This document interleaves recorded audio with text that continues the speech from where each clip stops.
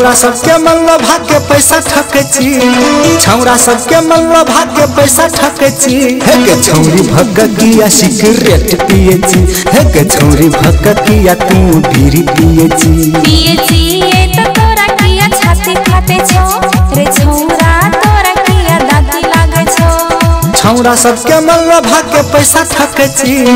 छौरा सबके मन लोभा के पैसा ठकै छी हे के छौरी भगकिया सिगरेट पिए छी हे के छौरी भगकिया तू बीड़ी पिए छी ये तो तोरा किया छाती फाटे छौ रे छौरा तोरा किया दादी लागे छौ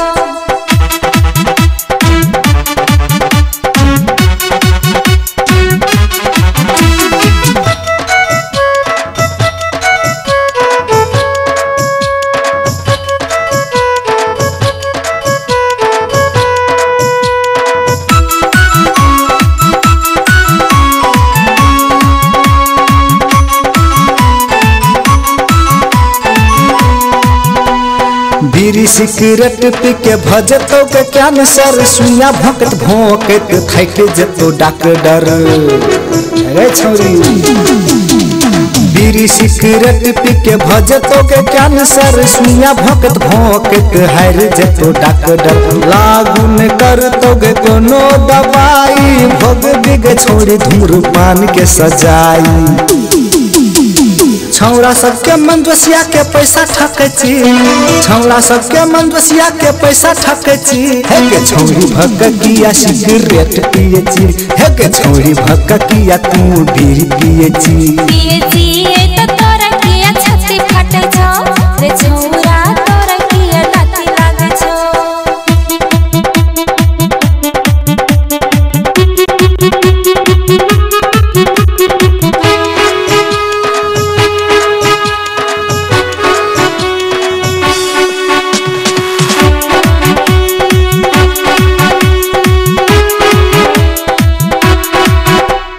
छोड़ दे बीड़ी सिगरेट पिएले सीख ले हमर से प्यार करैले